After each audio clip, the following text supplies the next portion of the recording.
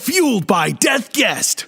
In the beginning, but in a more broader sense, you have a career as a sculptor, and I kind of want to know, how does one get into a career like that? Is it just like a lot of schooling and then that's the track that you take, or is it a little bit more nuanced?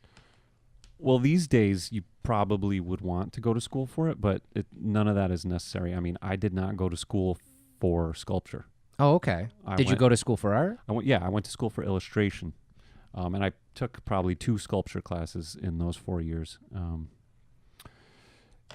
So where was that transition then? Where, like, after, because did you go to school for art wanting to become like a graphic artist? Oh yeah, I knew I was going to do something. Okay. And I was hired right out of school to be an interactive artist, like a designer, which was not what I went to school for. But a company from New York came and plucked me out of school basically in the last couple of weeks, and then I moved down to New York City. Very cool. What was it that that attracted them to you? It was probably my looks. No, really. This man is just stunning. We need him. We need him. He looks like a New Yorker. No, it was my art, my portfolio. Oh, nice. They could see it. You know, Did you send it to them? No, they came. They were actually Syracuse University alumni. Oh, okay. And they just came back to hire somebody. Oh, yeah, nice. Yeah. So it got me to New York, and it got me meeting people, and that was the beginning of the story, because I stayed working for businesses like that. Well, I worked for that business, and then we split off, and we formed a new company. And all in all, it only lasted a year and a half, I think, and then I was out of a job. Wow! All the company folded, and all of those companies at that time collapsed. Were you concerned when you were out of a job, or was it like, oh, I've got the skills to pay the bills, I'll just find another gig? It was very concerning. I mean, I was, I was young. I was probably 24 years old. Yeah. Wow. It was 30 days before 9/11 happened. Oh, wow. And I was working at the time. I was working right on Wall Street and Broadway, which was 2 blocks away from the towers. Jesus. So I lost my job 30 days before that happened. Wow. I would have been there. I would have been there had it not been for the company collapsing. So yeah, it seemed like a good thing at the time. Right. That I lost the job. So then I was on unemployment for 6 months, and I guess nobody really likes that. No. But I hustled and I met people. And so where was the tipping point where you started to get into actually sculpting? Because, like, I believe, now correct me if I'm wrong, when you started out in the sculpting world, you were doing a lot of it physically, right? Like sculpting. Like, for sure. So like where that scene in Ghost? Yes, just like the Yeah, scene. exactly. I like to straddle a wooden table, like have my loved one in my arms. Oh my goodness. But so where did that shift come when you actually were like, okay, I'm going to start working in this medium? Well, I was hustling at that time, and I started getting gigs for magazines doing editorial illustrations and newspapers. So like, Golf Magazine, the Wall Street Journal, they were hiring me to draw things for them. So it wasn't really paying the bills that well, but I was working. Right. And I met a company called Mezco Toys, and I met the owner and became friends with him. And I started designing, and when I say designing, I mean illustrating characters for his toy company. And that was what got me into the toy business. Whoa. He, in turn, introduced me to one of the greatest sculptors in the toy business ever. And, I helped him, and he helped me. His name was Dave Cortez. And great guy, still one of the great ones. And this was about 16 years ago when all this started. And so you actually learned under Dave? Well, he showed me tons of shortcuts. So I was helping him on his Marvel Legends figures right when Marvel Legends first started, and those were serious action figures for us back in the day. So incredible. So I was kind of ghost sculpting some stuff for him and other stuff for that company, Toy Biz, which was actually Marvel Comics. Right. Yeah. And their toy division was named Toy Biz. So I was helping him, but I was also doing my own gigs, designing and sculpting action figures for this company, Mezco. So after a couple of years of that, then I transitioned. I got to know Marvel, started working for them, and then about a year and a half after that or so, I met DC Comics. Wow. So it was kind of like this whole roller coaster in a sense of you just meeting the right people, and they say that's the thing, you just kind of get out there, hustle, meet the right people, and you never know what's gonna. It's like life sculpted you. Oh, It is. It is. Dream sequence. let's go back slightly and talk about your artistic background. What were some of the reasons you got into art in the first place? Like, who inspired you to get into that track? When I was a kid, Yeah, you mean? yeah, definitely. Who inspired me? It's a great question. I think it was in me because I don't know where it started. Were your parents artistic? They were. My dad was a little bit artistic, but he went into accounting, and my mom became a lawyer. So there's, Okay. that ain't me, Right, folks. right. But it was there, and apparently, my grandmother's a bit of an artist too. Okay. So it really was comic books. Comic books. Yeah, when I was around 12 years old. Yeah. Or so. What were Yeah. your favorite comics? Well, it had to, anything Jim Lee was doing. God. And before that, it was, a lot of the Marvel comics and Superman and Batman. Yeah. Yeah. Yeah. I How could- cool I is could it go to on like and- make these characters now? Well, yeah, it is definitely it's definitely strange to put yourself back into your childhood and picture yourself doing this now. Yeah. But I wouldn't trade it. Yeah, Yeah, I imagine. yeah.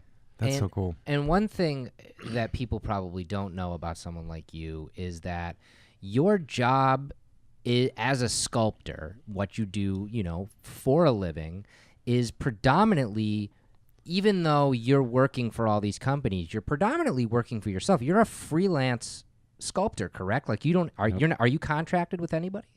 Well, I'm not exclusively contracted with anybody, but I'm a contractor, right? So Right. Yeah. a freelance contractor, and I've always been that way since 2001. That's really, really cool. Yeah, I don't know much else at this point.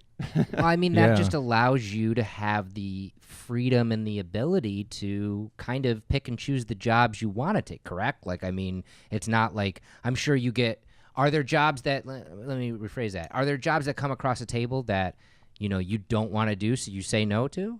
Yeah, only recently over the past couple of years, I've started saying no to stuff. Yeah. So I'm able to kind of, focus and pick and choose the ones that I want to do. That's Yeah, which, I've worked a long time to get to that spot. that's incredible. And it's a balance to try to keep, my schedule filled up without overwhelming myself. Yeah. And you do such a varying style of sculpt. So, I mean, it's not like you pigeonhole yourself and you're like, I'm going to make a specific type of action figure, because obviously, and I don't know if people can actually see, I'll actually throw some better stuff in there, but Dustin and I both have some of your action figures in front of us that are, normal action figure scale, but you do larger scale stuff. You do, statuary stuff and even some more random stuff. One of my favorite pieces that you just came out with actually was the Shakespeare bust from the so cool. 66 Batman series. The actual, for those of you who don't know, in the 66 Batman series and with Adam West, the Shakespeare bust was his little secret. You'd flip the head open and hit the button and Batman things would happen after that. And That the theme music starts. yeah, exactly, and like Na-na-na-na. and you sculpted that as it's a bank. It Right. obviously doesn't make me into Batman, although I wish it does every time I open it. It doesn't get you But rich either. It doesn't get me rich either. But so I mean, like, you do a lot of different things like that. So that's really cool that you get to have a career where you're not just like, oh, okay, we need a guy to sculpt the arms on action figures, and that's what you do, kind of. Right. I mean, for me, variety is the spice of life, and I love making statues. I love making action figures, but I think if I had to do just one, I might get a little bit bored. So I like to do different things. I mean, I do Halloween masks. I do mugs. I do all kinds of But strange things. Even on top of like having different types of things to sculpt. Like your genre of sculpting, like you do some dark demonic stuff, but you also do you can kind of do anything. Well, thanks. I mean, I like to flex the artistic muscles a little bit. You know, you have to keep them going. So when I do the darker stuff, it's fun for me. Yeah. Is there any jobs you take on for the challenge? That's a good question. Each one has their own challenges. I would say every project's different. But I don't think I would just take a project to make myself angry. I do it all the time. Can't help it. That's funny. Well, no. So, kind of going off of that, do you gravitate towards specific jobs? You like we're talking that you actually have the ability to sculpt and do all different types of mediums, all different types of things. Is there one that you like to do more than another one? For me, I do a lot of superhero stuff. So, but what I enjoy more is doing the darker, grittier things like monsters and creatures and villains. Yeah. Even in the superhero world, I like doing those villains. Yeah. So a character like the Joker crosses over into that realm of interest for me. Yes, and if you guys have not checked out our recap of this year's New York Comic-Con 2017, I actually got a little bit of a chance. We were so busy, both of us down there, but you and I got a little bit of a chance to actually walk over to the Sideshow Collectibles booth and see your brand new Joker and Bob and Lou, Harley's Hyenas that had just been announced actually this year at San Diego, and that was a lot of fun. You've gotten to do a lot of different Jokers throughout your career.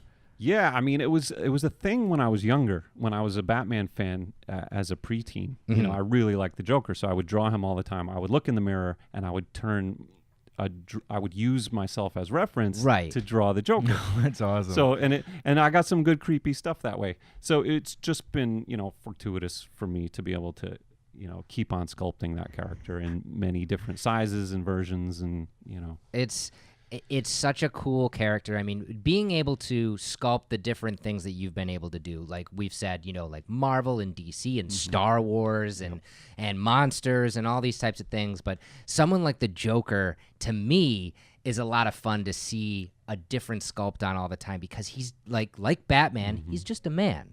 Right. You know, he's just a human being, but depending on just how you pull back his smile and just how you kind of make his eyes sit in his brow, you can make the Joker a hell of a lot scarier than some of the, you know, Universal monsters out there. Like, absolutely, it's absolutely. He ranks up there with, you know, greatest villain of all time. Oh, totally. At least in the comic book world. I mean, his superpower is insanity.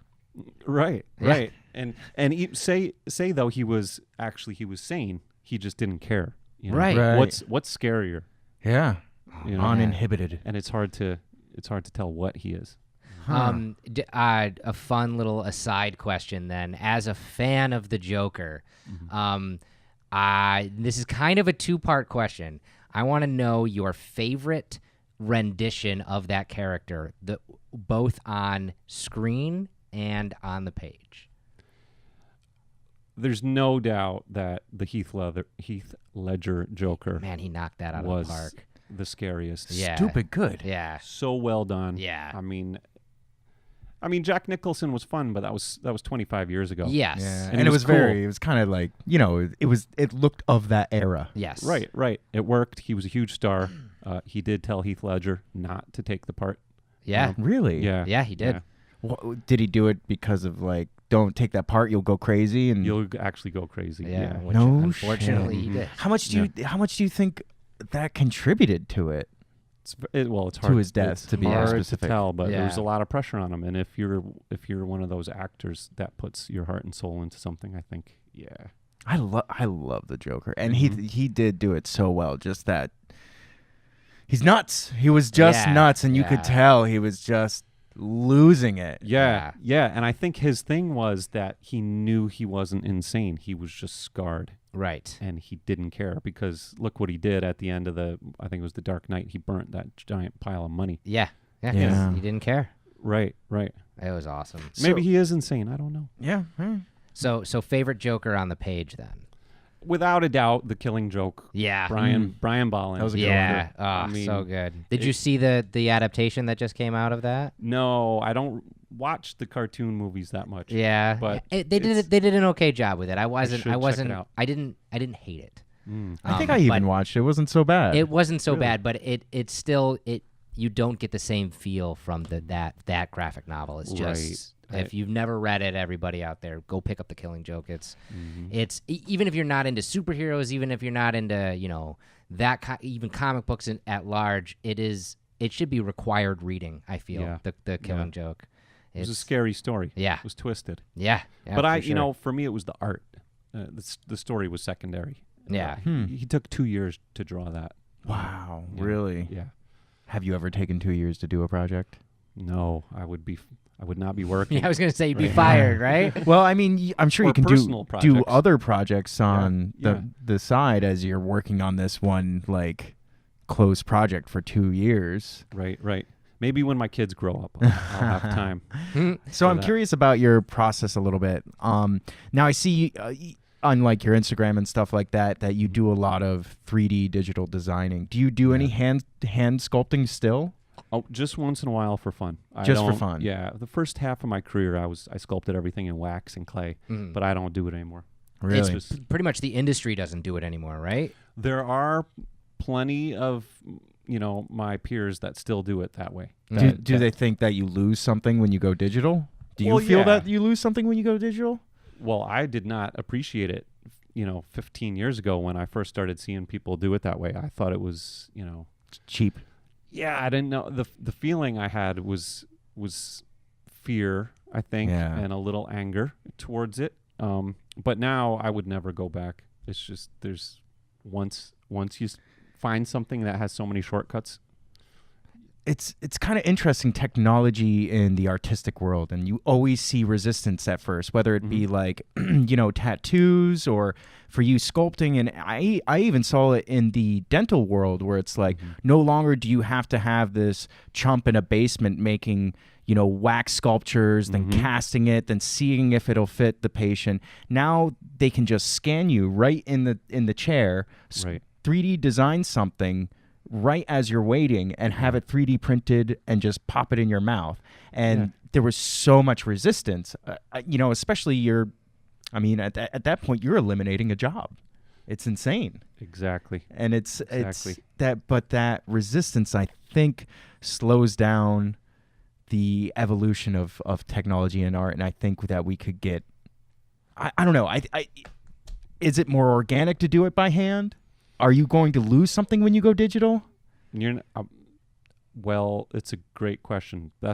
Sculptors feel that they will lose something when they go digital. And you use a special a special tool to go digital, right? It's called a Cintiq, I believe. Right. It's a monitor. It's like a flat screen, but you can draw right on it with a pen. That's like a regular pen.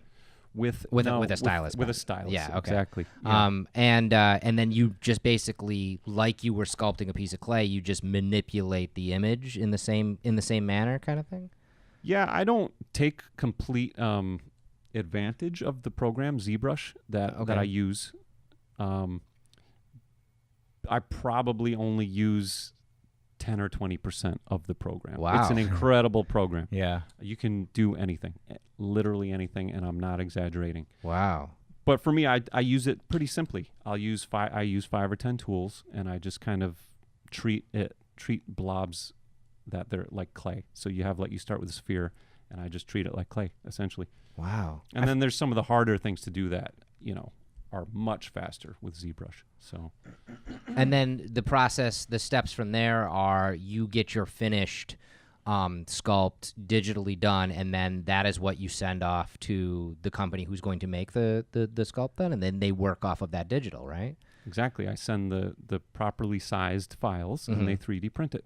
And that's got to be a lot easier on the industry, because back in the day you're sculpting out of clay or wax, and then you're making a mold of that, and then you're pouring whatever silicone or whatever else you're going to pour into that mold to make the thing that you're going to then mass produce from. So you're taking all those steps out of there. So Yeah, it has eliminated some of the molding and casting jobs. Do you feel that sculpting on a whole as the industry is producing a better product because of the technology now? Yeah, it's producing a better, faster Yeah. product. So Efficient. well, yeah, it's efficient, and from a product manager's standpoint, they have a lot more control. All the way up until I'm completely finished sculpting, they can make major changes to it, and it's not a big deal for me. Right, right. So they know they have that control, so they can, rest easy in general. Huh, that's interesting.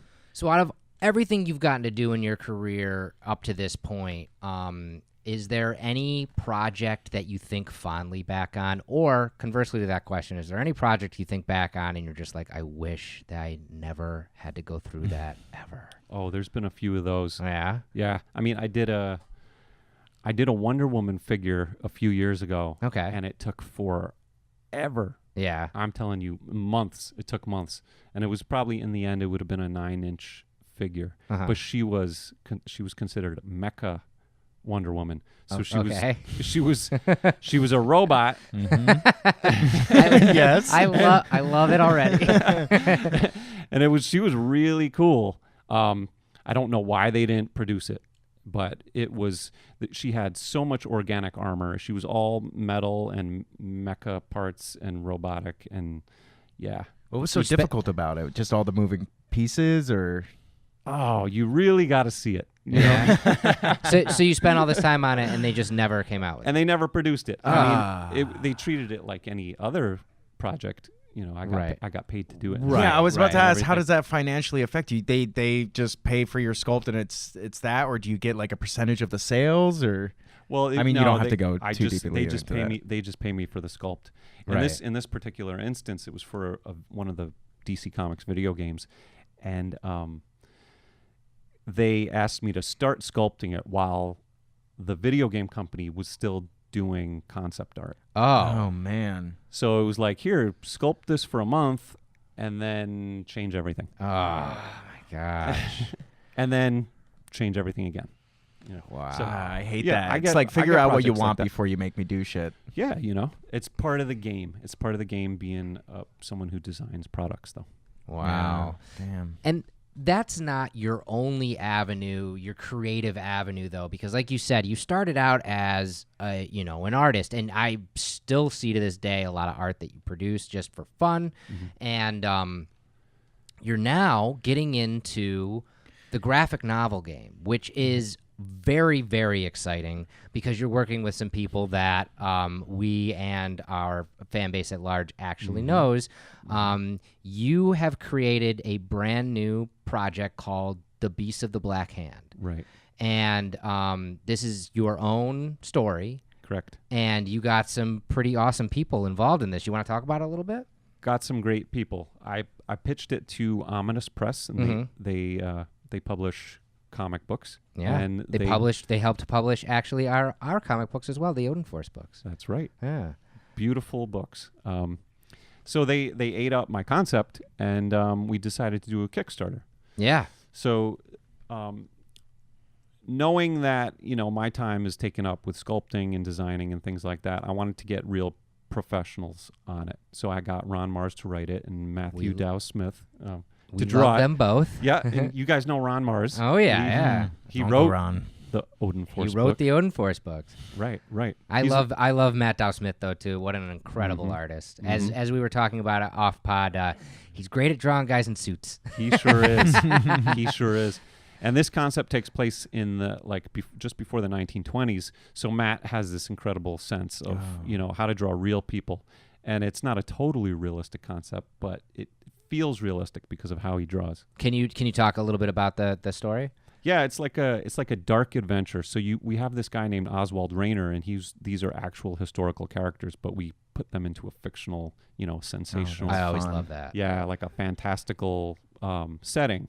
So it takes place in France in 1919, and this guy Oswald Rayner is an MI6 agent like James Bond, and he basically has to thwart the evil, nefarious plot of the Black Hand. and the daughter of Rasputin. So it's cool. exciting. There's monsters and magic and some creepiness for sure. So when did the idea start to form in your head where you're like, I've got this story and I should really maybe do something with This it? is why I started talking about Rasputin to Ron Mars recently. Yeah. I was like, wait, I was talking about this to somebody because I always like the story of you know Rasputin's calling card, right? Yeah. It's very large endowment of Yes. genitalia. Yes. And Yes. it's still in a jar. It's Yes. giant. Yes. But when people were like, "You're not Rasputin," he would whip it out, and Yeah. people would be like, "Oh, yeah, that's the dude. Nobody else has a dong that big." Is that in your book? It's Is it? it's in the second book. Ah, Nice. there we go. But so when did you? Because as a I would think as someone who is in one track creatively, as a sculptor, you'd have this idea and maybe be like, maybe I'm gonna just sculpt these things. But when did you start to coalesce the idea? Like, you know what? Maybe I should try and see if I can get a book made. Right. Well, that's basically where the germ of the idea started. It started as a reason to sculpt monsters. Oh, cool. So essentially, I was looking for a reason to sculpt monsters for myself, and these, back to the personal projects. Right. Yeah. That's kind of what I would do if I had a personal project. So I'm trying to think. I'm thinking, how can I sculpt what I want to sculpt and be able to sell it to the public, so I can keep on doing what I want to do. Right. Smart. So I talked to a few people about it, and then I met Carl Potts, who's a famous writer. He wrote a DC book on how to write comics. He used to write The Punisher, really cool stuff. And I told him about my idea, and he's like, "Paul, you need a narrative." He said, "Come up with a story." So that's that same week, essentially, after I met him, I came up with a story. Awesome. Pitched it to Ron Mars first. He said, "Well, absolutely, I'll do it." He said, "Definitely." And before he even wrote it, I pitched it to Ominous Press, and they were into it. That's awesome. awesome. And like you said, the Kickstarter is live now.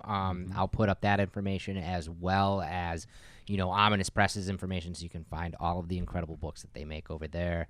So that's really cool. So you've got that going on. You've got your sculpts going on. And what's interesting about your career is, and I know this just from you personally, that you'll get contracted to do a job, and sometimes that job won't come out for a little bit. So it's like you get done with something and you have to be very tight-lipped about it because of NDAs and all that kind of stuff, and you can't really talk about that kind of stuff. But I would like to talk about some of the newer projects that have just hit, and that you can talk about. One of them being what's been sitting. Let's talk about what you can talk about. What's been sitting in front of us this whole time. I've been really excited to see this. This is, for those of you guys who don't know, a cookie jar, which is incredible, but it is the awesome alien from the movie Alien and Aliens and Alien. It's a great cookie jar sound, by the way. Yeah. Click clank. How cool was it to sculpt something literally born from the brain of Geiger? Well, an honor from the first second I started doing it, obviously, because he's one of the amazing designers that we've had. Yes. I always wanted to do alien stuff, and I Yeah. never had the chance. This is the first time you've ever gotten to sculpt an alien, anything alien. That's right. so cool. Wow, Yep. so cool. Which is very cool because it's not like, let's say they wanted like a little 6-inch alien, which would still be fun, I'm sure. But it's like you get to really get in there, and the detail on this is just awesome. The double mouth and all the veins coming out and everything. It's Is there anything you Thanks. learned from Alien by doing this? Well, I learned that I could probably draw or sculpt him with my eyes closed now. It's when you see the movie and you look at Alien, you recognize the xenomorphs right off the bat. Oh my right? gosh, yeah. The alien warriors. even the silhouette is Even the recognizable. silhouette. Yeah. But if you take a closer look, it's a jumble of craziness. Thank you, Geiger. Which is yeah, Like- H.R. Giger for sure. He was a crazy man. But no, that's I got to learn about the anatomy and the biomechanics. That's so cool.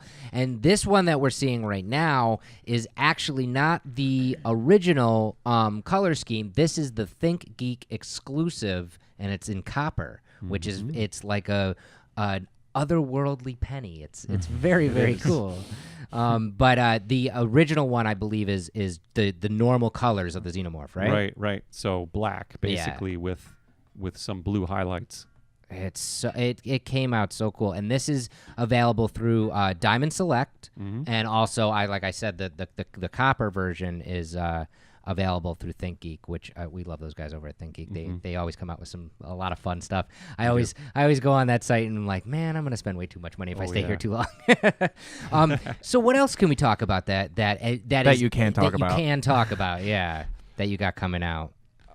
Well, I get to work with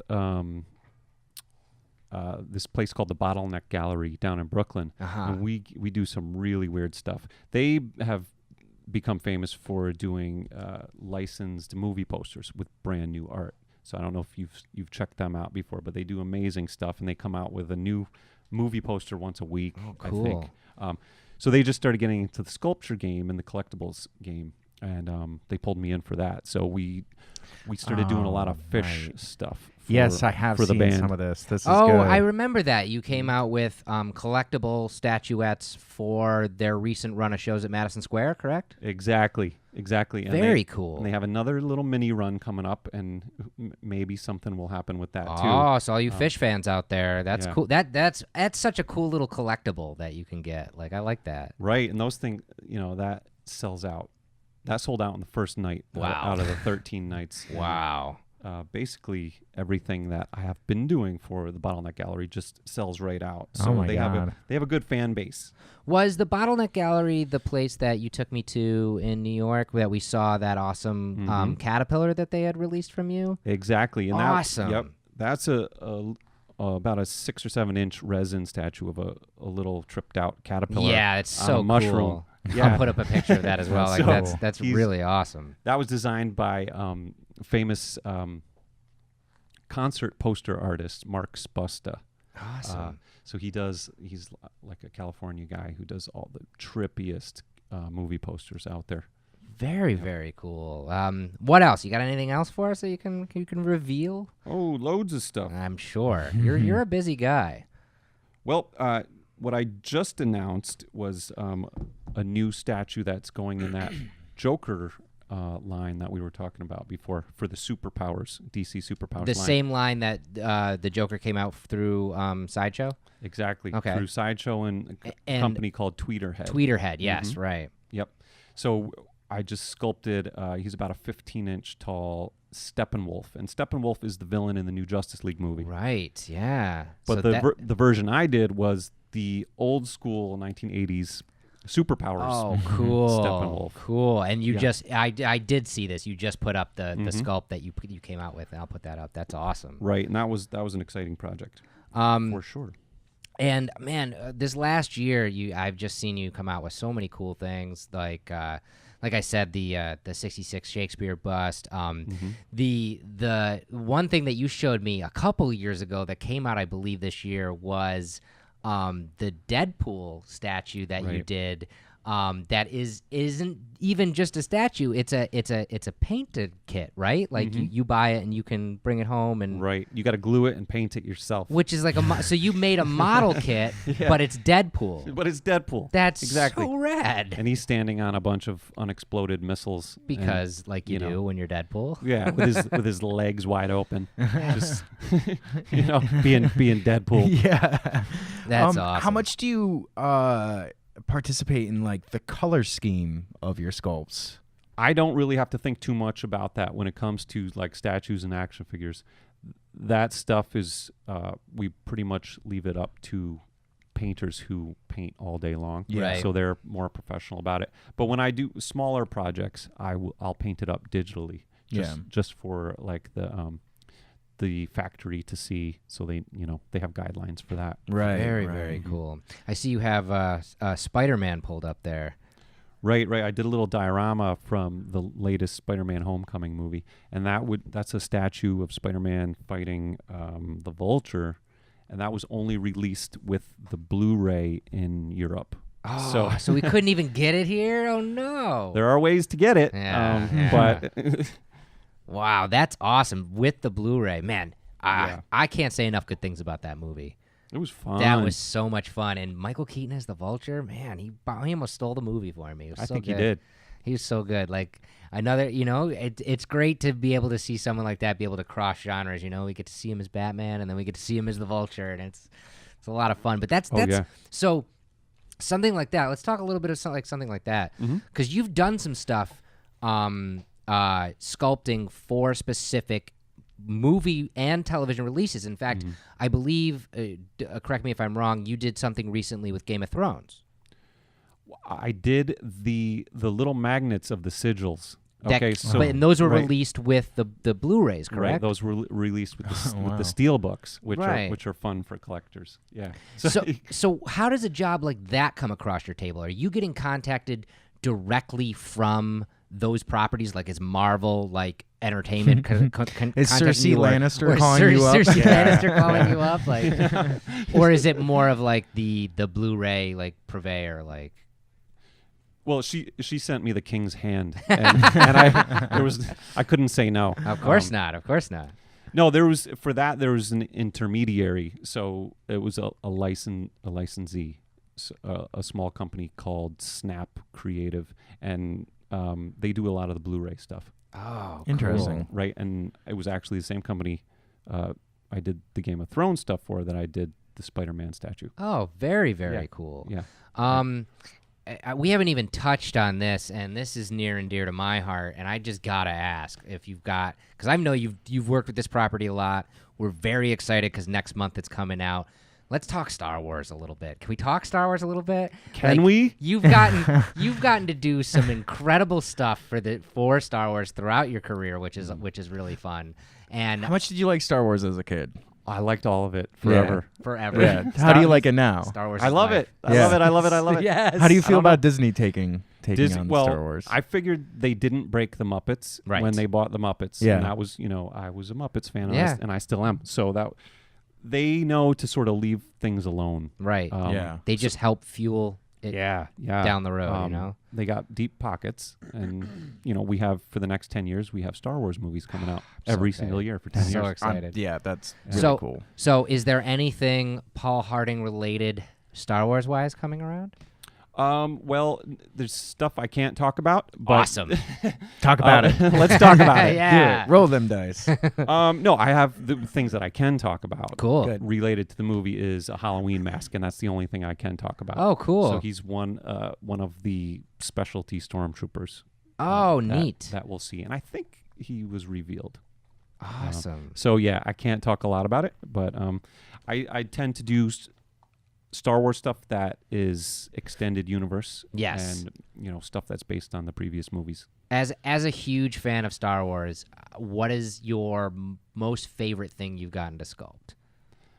Well, it would probably have to be the Darth Revan statue. And that was a 9-inch statue I did for Gentle Giant, and I do a lot of Star Wars stuff and stuff I can't talk about. Right.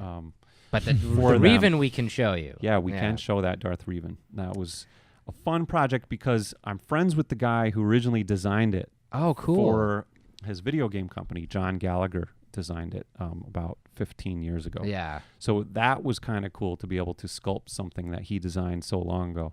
That's so awesome. And it's one of those characters that doesn't really have a specific movie likeness yet. Right. So you can kind of go do what you want. That's a lot of fun. Yeah. On that question, is there any character from the Star Wars universe that you haven't been able to sculpt yet that's like high on your list of, oh man, I want to do that? Well, I don't know if you're a Boba Fett fan. Yeah, I don't know either. Like, I've never heard of him. Yeah. I guess not. And you've never gotten to do Boba. Never did Boba. I was asked to do Boba once, and I couldn't do it. I sort of turned it down. Just like a timeline issue. Yeah, it was a deadline issue. Yeah. Mostly. Oh, rough, man. Well, but I wouldn't say he's a fun character to sculpt. There's a lot to it. Yeah, Like, it's things there's no wiggle room at all. Right. Yeah. People know every inch of that Every character. single inch. And really, if it's not armor, he's really just wearing, wrinkly clothing. yeah, So which isn't fun. You want to do him in the armor, I obviously. mean, that's the only Yeah. reason why we actually love Boba Fett. Let's be Yeah. real here. Right, Yeah. the wrinkles. No. Hey, I'm a huge Boba Fett fan, Well, and yeah. I'll be the first to say he is one of the weakest characters in the entire franchise. He is. He shows up on screen very, very, very short. He true. dies stupidly. Like He will have his revenge. Yes, of course he will. Jeff, we're not allowed to be this controversial on this podcast. I know. You're gonna piss so many people off. Oh, saying my that- God. Look, the that hate Boba mail's Fett's coming in. Here it comes. So let's ask the question that we ask every single time that we have somebody on this show. And it's something that I'm very interested to hear your answer to, because you've had quite a career and you've been able to keep that career fresh and new, take the jobs you want, really kind of get out there, do what you want to do, to the point where you're now even creating a graphic novel. What fuels you to keep doing what you do? What fuels you to keep that creativity heightened and not just want to be like throwing in the towel and I'm done? 3 things. All right. I would have to say. Fresh art from other people. Yeah. Inspiration. Yeah, inspiration. The second thing would be money. Yes. And the third thing is coffee. Okay. And that's not, that's real. How much No. coffee do you drink? I drink 2 to 3 cups in the morning. Yeah. Oh my God! and Is that's- that it? and You're that's done. it. You're done for the rest of the day. That's it. I have to be done. Occasionally, I'll have tea Yeah. at around 3. Yeah. You know? How British of you. I do like to stick to my roots. But I mean, that seems to be a very succinct way of putting it, because I think that, and we just talked to somebody actually recently on the podcast that was saying kind of in the same vein, like when it gets not fun, when the creativity is not there is when I will hang it up. And Right. I think being able to draw inspiration, not from what you're doing and being able to create something and then being inspired to continue down that road, but the creative world at large. I think that's very commendable, and that's cool that lights a fire under you when you see something awesome. It's the only thing that keeps me going. Yeah. I mean, it's hard to describe how an artist feels. People might laugh at that, but it's true. If you're not creating as an artist, you feel like you're wasting away. Right. And it's really tough to balance that feeling. Really, really, because you can have dark spots. Yeah. If you're not creating or feel like you're inspired, it feels like a slippery slope. Wow. Yeah. So I don't like feeling that way. So I try not to, and that's creativity and working fends those evils off. That's awesome. It's so strange how that works. It is. Just kind of like and it doesn't even have to be like an artistic thing. If you have something that you're particularly good at or something that particularly motivates you, and if you don't use that, it'll turn on you. And Yeah. it's strange. What is it? What is it that is turning on you? It's a great question. I think part of it is the artist's addiction to feeling good when they're creating. So when you take that away, I think that's part of it. Right. But also, the act of creating is something that is almost exclusively human, right? Yeah. Yep. mean, We talked about we- this recently. Yeah. I mean, all humans and animals, basically, you procreate. That's one of the things you do. Yep. And you have the instinct to survive. Yeah. That's it. Everything else you see when you open your eyes is art. Yeah. Wow. So you look around the room, that stool was designed, that couch was designed, that tripod was designed. So it's there, it's everywhere. Wow. Yeah, which none of these things existed until somebody thought of it first, until somebody created it in their mind and then physically made something in the world that never existed before. And I think that's like I said, Jeff and I were just talking about this. That's the most amazing thing about being human, is being able to be our own gods in our own little universes, Right. just making our own little creations. Yeah. I mean, only in the past 100 or 200 years, I think we've been able to sort of evolve away from just having babies and hunting our food. you Yeah. know? Right. So obviously, But even then, we were Things- making like cave paintings. well, there was and- always creativity, but look at us now. We Yeah. can Yeah. sit around essentially and drink coffee and create and email stuff, and we get paid. There's a lot of things a person can do once they stop getting chased by a tiger. Right, exactly. And I like to think about things like that to keep life in perspective. It's almost like a gratefulness that we get to live in.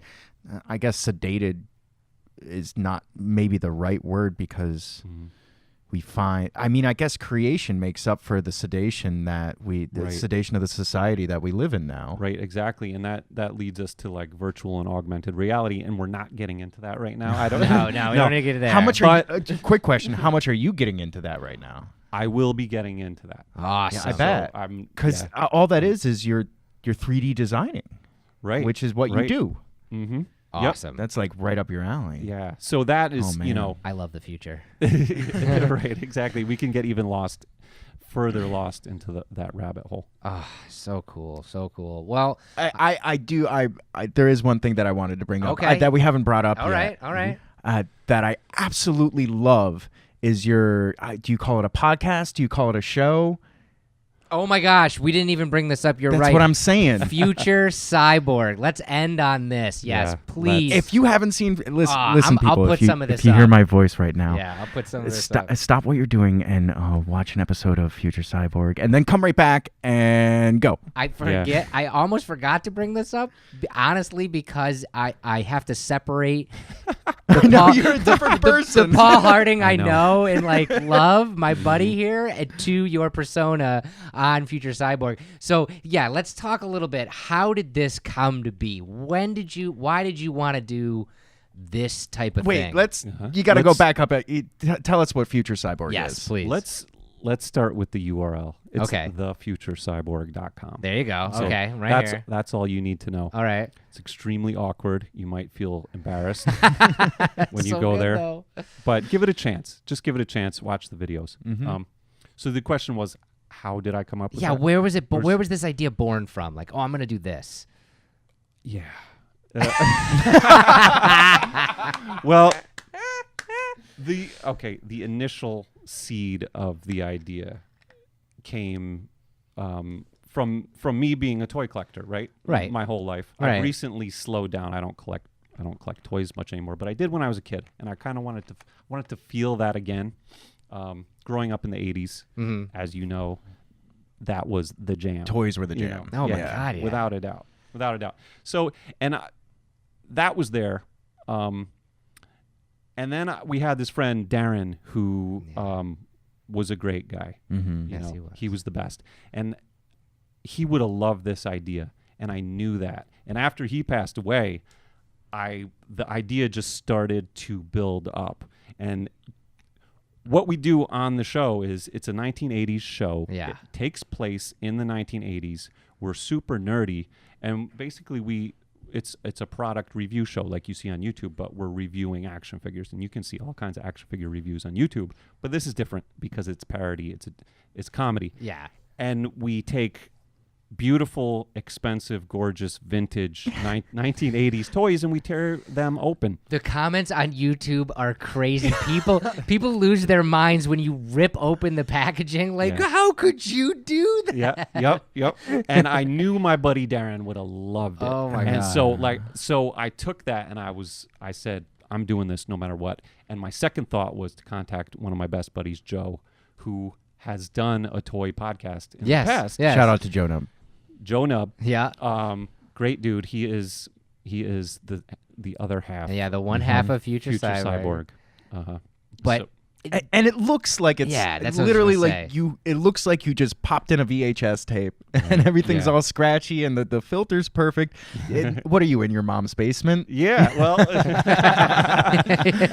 I'm actually in my own basement. But in the show, yeah, I'm in the basement. and that has to be a shout out to your editor because I mean, Oh, yeah. my gosh. I mean, without Kana, who is also my wife. I was gonna say like you should marry your editor. I'm totally gonna.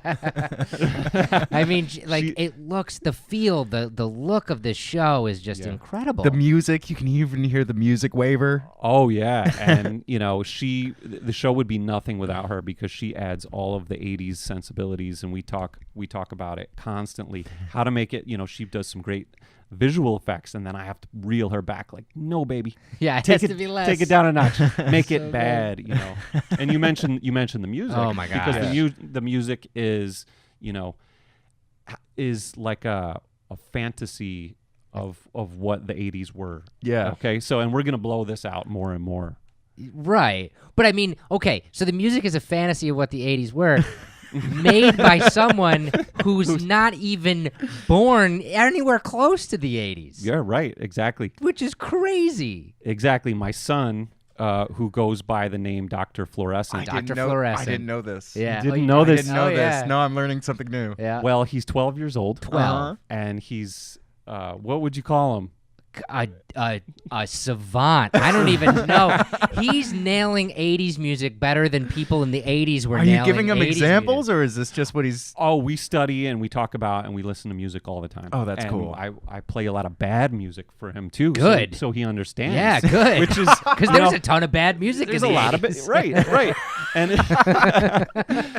but he's 12, but he's been studying jazz improv for about 7 years. Yeah. So picture that. And he's Yeah. got one of the best keyboard teachers, around, Dustin DeLuke, who's the man.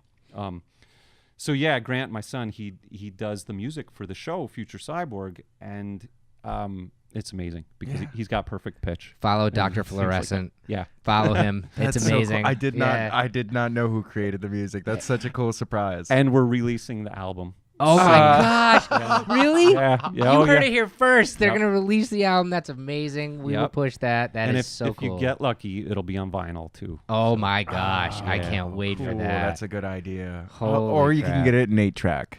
Possibly. We're gonna have to find an 8-track player. First season of Future Cyborg is out now How many on episodes? YouTube. There are 6 Yep. episodes, Right. and it starts to go a little dark at the end because special guest star and friend of this show was actually on another episode as well. Steve Orlando makes an appearance and really screws up a lot of stuff. So you have to watch the whole season to really get the whole gist of it. It's pretty crazy. I'm so happy that you guys are doing something like this. Does it hurt to tear open some of those packages? No.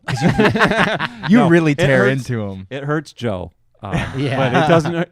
I acquire all of the examples of the toys and Right. packages, and then on the show I ask Joe to open them. Yeah. Because I know he cringes. Oh, That's that's so so funny. Yeah. good. So we love it. We love it. TheFutureCyborg.com. So outside of the Future Cyborg, outside of Beasts of the Black Hand, where can people follow you specifically on social media? Well, I'm Harding Studios on Instagram, Harding Art on Twitter, Yeah. and Paul Harding Studios on Facebook. There you go. And that way you can follow all the cool stuff that Paul's coming out with all the time, including you do a lot of the con circuit now too. I know this year you made it out to San Diego and in New York City and Yes. a handful of other conventions too, so you could find out where Paul's going to be and actually even meet him. Yeah. Which is a lot of fun when I get to see you at conventions, and we'll be doing that again next year for sure. Oh, yeah. Thank you so much for sitting down and talking with us. This was a man. lot of Thank fun. you. This guys. was a lot of fun. I missed your faces. Cheers. This has been Fueled by Deathcast, a Death Wish Coffee Company podcast production. Thanks for listening.